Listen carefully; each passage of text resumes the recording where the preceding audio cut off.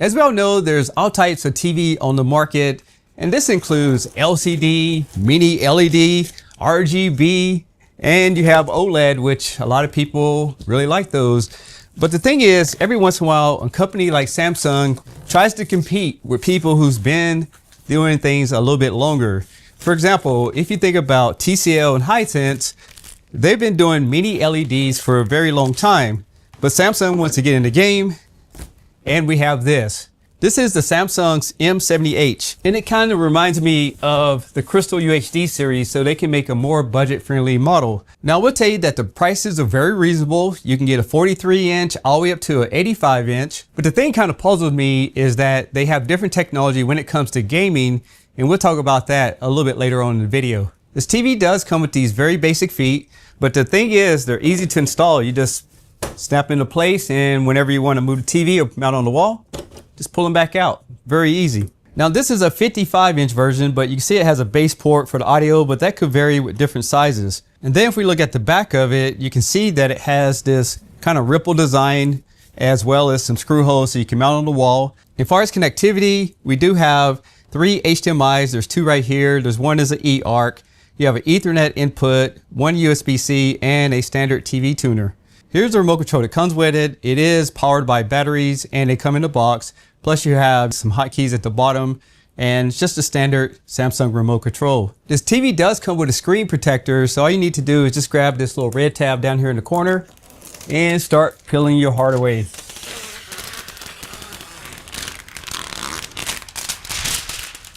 Satisfying. Now I would tell you this TV is not ideal for people who have a lot of lights and windows in your room. You can see the glare of the lights and you can see it right here. So don't expect much when it comes to anti-reflection. I mean, at the end of the day, you're not paying a lot of money for it, but that gives you an idea of the glare on this television. Before I set it up, let's take a quick look at the design again.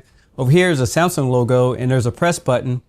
And when you press it, you get some different controls on the screen in case you lose your remote control. It does have this nice bezel on top of it. It actually looks pretty good from the front of it. And on the side, it's going to be a little bit thicker because this TV has direct LED backlights. And to be honest with you guys, when I set these TVs up, I don't use remote control. I use the barcode and I use the Samsung SmartThings application because all you need to do is scan that barcode and you can do everything from your mobile device.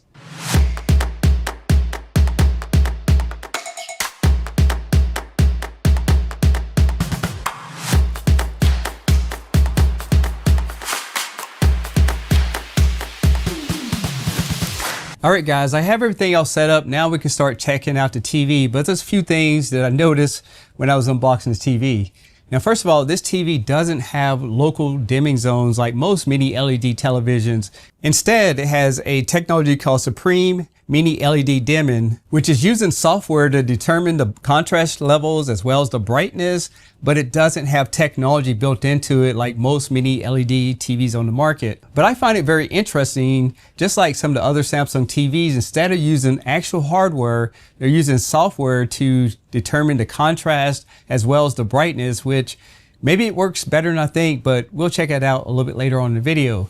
But for now, let's take a look at the One UI software that will give you up to 7 years of updates.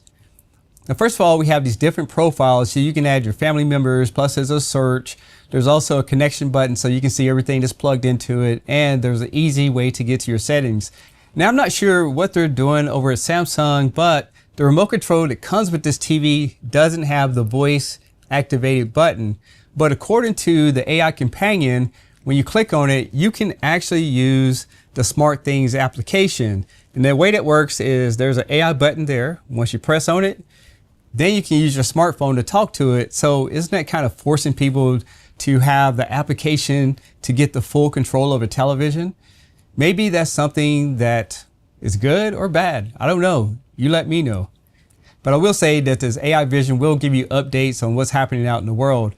But I want to check one other feature, see if it can control the settings of the television. Now let's see how fast the interface is. You can see there is a little bit of lag here. And keep in mind, most TVs are not going to be that fast unless you get into the mid-tier or the higher end. It also has live TV sections where you can see all type of different content, and a lot of this is free, which is great. with commercial, which I think my buddy FOMO says that they make money from the commercials. Free is all I can say. There's also a gaming tab on this television, which is pretty handy because you can pair PlayStation, Xbox remote to it and use cloud gaming directly on the television. The last tab is applications, and there's plenty of apps in here, and they're constantly growing these app store all the time and give developers rights to actually make applications for the Samsung UI. And some people do complain about the storage in TV, and this has an incredible 1.4 gigabytes, which is plenty enough for any Samsung applications. So that's the operating system in a nutshell. Let's jump right into some demos so we can see how it really performs, because after all, that's probably why you're here to watch this video. So I turned all the lights off so we can actually take a look at what movies look like on it. And to my surprise, I must say that the black levels are better than I thought it was. Even though it doesn't have the local dimming, look at it. It actually looks really good here in the dark. And this is with the dynamic mode on, which is kind of like vivid. Still, it actually looks pretty impressive. So I may have a second opinion about this television, but let's continue. Now looking at this movie Tron, I can say that it has great colors on it, but I'm not seeing those specular highlights that you get from some of the brighter mini LED televisions, but this one's actually not too bad. Now considering the price point on it, I'm actually pretty impressed with the colors as well. And it's because this TV has a color booster on it that Samsung's very proud of, and it's actually doing a good job. In my opinion, I think the average consumer will be happy with this television. One, it's not breaking the bank. Two, it is a Samsung product and a lot of people tend to like Samsung. And three, it actually is a good looking screen when it comes to the picture quality so far. So overall, I find this TV to be pretty impressive for what it is. Who would expect it? Now this TV does have two picture profiles. There's basically what they called HDR 10 Plus, and it has SDR. But let's take a look at this. Now we have it in dynamic range. It actually kind of blows everything out. But again, I'm not seeing too bad of contrast in those black levels. We have standard, eco, movie, and filmmakers mode. And going back and forth here, it appears to me that the movie and the filmmakers are pretty similar, so it could be the metadata that's coming in through the content. Now we're going to take a look at HDR just to see if it improves. So we go back over here to the picture settings, and you can see right here, it does have dynamic, standard, eco, movies, and filmmakers. Again, I'm not seeing too big a difference between the filmmakers and movies modes.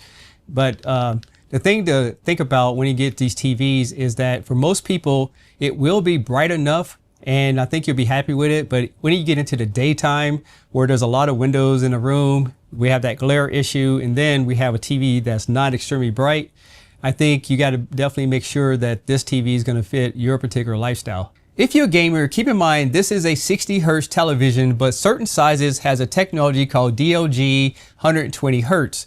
According to what I was finding online, this will give you a 120 Hz experience without having a 120 Hz panel.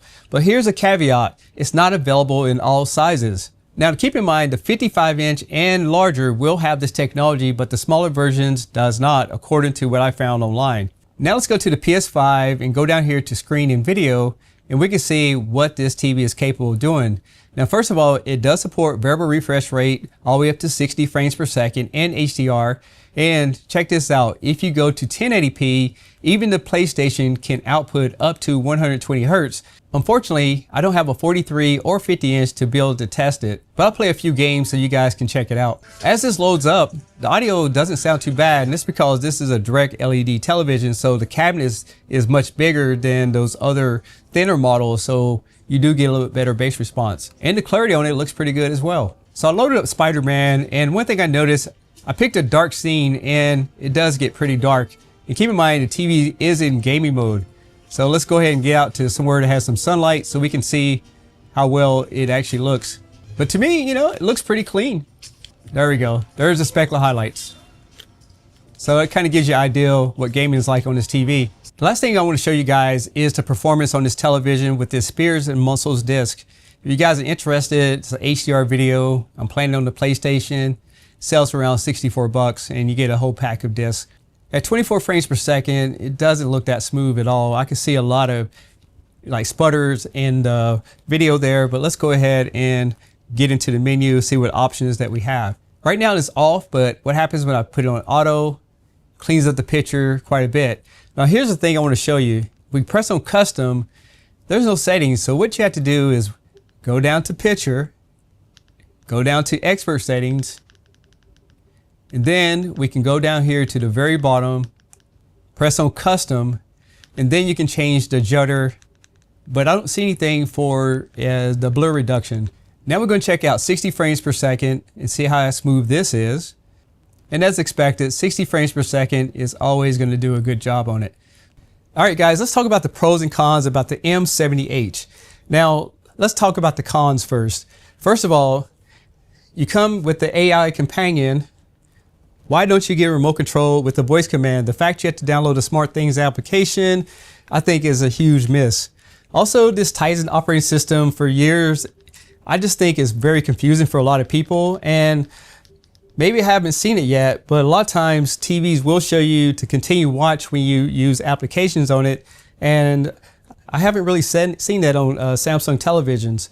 Another thing about this TV is that it is a bit laggy. So when I was testing it, if you press up and down, you will see a little glitch and not a lot of memory. We're talking less than 2 gigabytes of memory. So that's not exciting when it comes down to it. But on the plus side of it, this TV actually looks better, in my opinion, than the older 7 series. So for the roughly the same price, now you're getting a mini LED, which is pretty good. Now it doesn't have the local dimming, but the dimming was actually pretty impressive. When I was looking at the contrast, I always look for this gray haze when I'm playing letterbox, and this one actually passed the test. I also think this is going to be a great TV if you want to add the Samsung Q Symphony audio system. And I think for people who are on a budget, now when I say budget, I mean not a $3,000, $4,000 TV. I think this would be a great fit for just about anyone. And the fact that you can get it in an 85-inch makes it that much better. But that's all I have about this television. And one thing you're probably wondering is why these other two TVs over here? Well, I'm going to compare them in the near future. This is the TCL QM 5K from last year. It's around $450. Then we have the M70H, and I want to compare it against the M80H, see if it's that much better. That's what to expect in the future. So if you haven't already, make sure you subscribe to the channel.